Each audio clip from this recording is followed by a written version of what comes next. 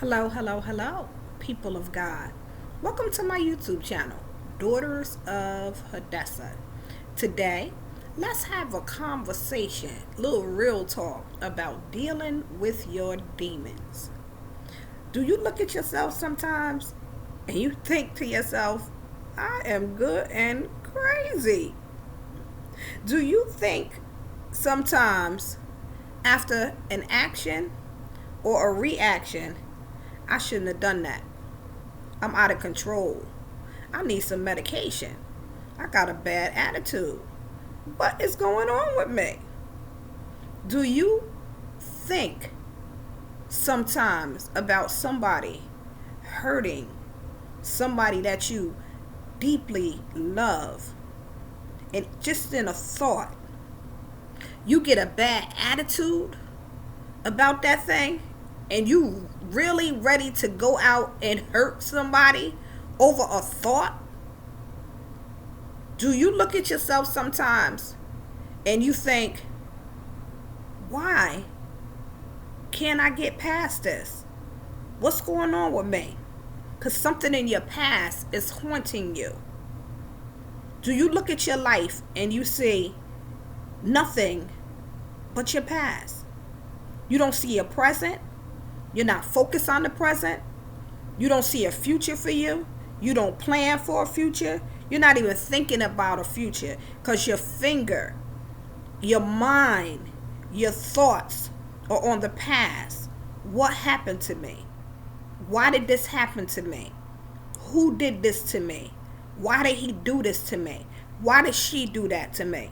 You're so stuck in the past that you feel trapped and bound and stuck in a past, by a past that you have no power to change.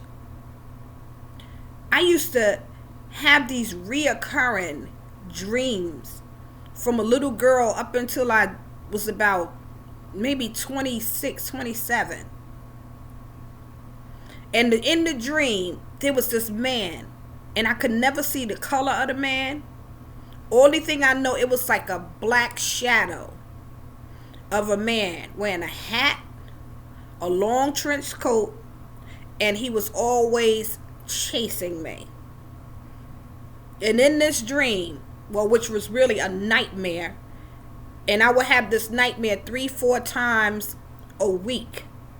The only difference in the nightmare was the way that the man would kill me.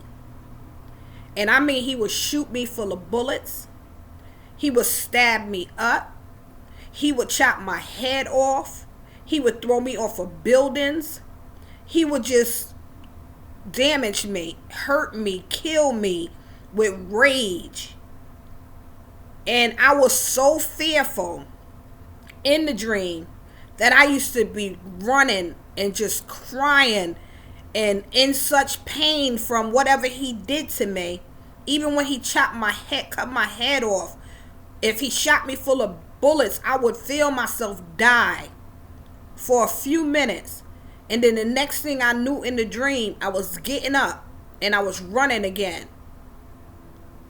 But I woke up sweating in such fear and torment night after night. I used to have these dreams, these nightmares, and they brought such fear into me and into my life that I couldn't focus on my dreams.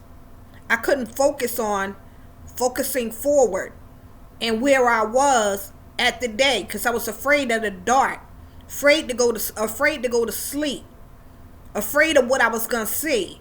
But it wasn't just all negative stuff that I saw from the nightmares. God would also speak to me through dreams and visions. And when I saw things, just as surely as I saw it, surely it was coming to pass.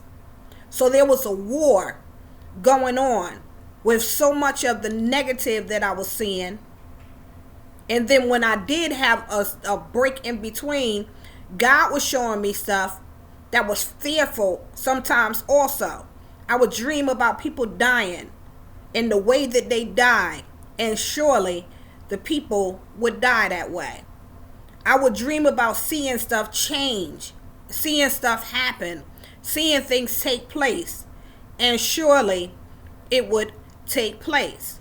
So with this fear of seeing this big thing chasing me, waking up in sweats and screaming sometimes and crying and fear in my heart, and then having these godly dreams that brought fear to me also, because I could see stuff that actually came true, I felt like I was cursed.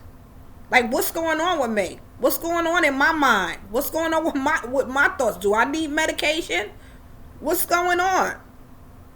It wasn't until I really gave my life to Christ, and I mean for real gave my life to Christ, not singing on a choir, not being a part of the church clique, not being a part of different organizations or a position, but when I really submitted and got to know Jesus and began to reach out and seek him and trust him, that the dreams stopped.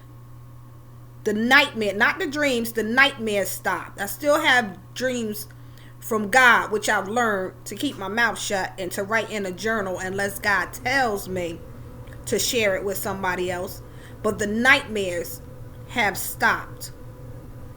I felt like my house, this body, my mind was haunted for a long time, because the trauma of the things that I suffered when I was a little girl, when I had no control over those things, the trauma kept my mind in negativity and fear, and nothing good can happen. I was doing the same things over and over, expecting a different result.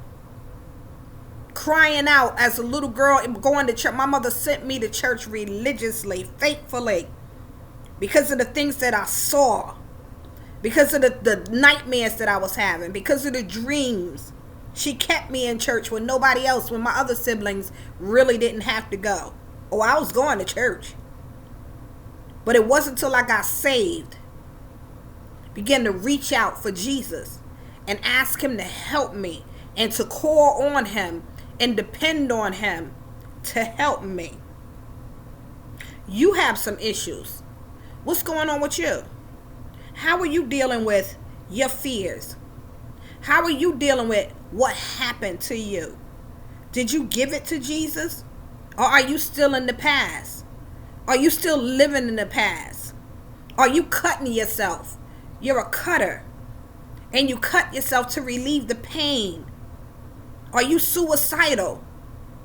Is your mind always racing and running in negativity, in fear, in doubt? Did you surrender? Or are you calling on Jesus for help? There is a story in the Bible about a demoniac who was possessed with a legion of demons. His house, his body, his mind was haunted. When I say his house, I mean the house that he lives in was haunted, full of things that happened to him in his past. We don't know his name. The only thing we know about this demoniac is that he lived in the tombs. He cut himself. People tried to bind him with chains and fetters. People could not tame him. He was out of control. He was in so much pain that he would cry out in the tombs. He probably was full of so much fear. Mark 5 talks about him just crying out in the tombs. Are you crying out? Are you crying out for help, but you don't know how to get the help that you need? Is your mind constantly racing with the things of the past, the pains of the past, the fears of the past, and you don't know how to deal with it,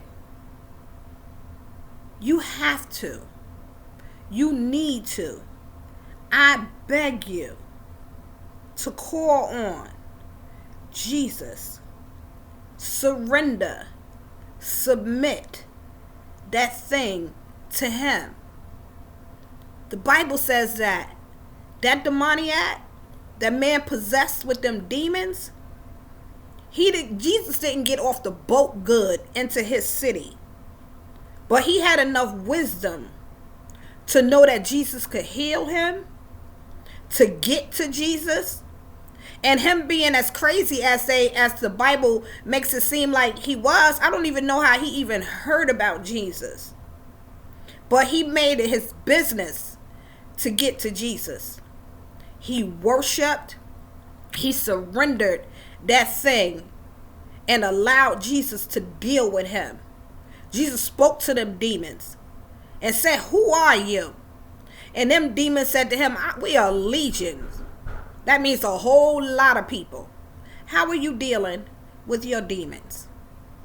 How are you trusting God to deal with your demons?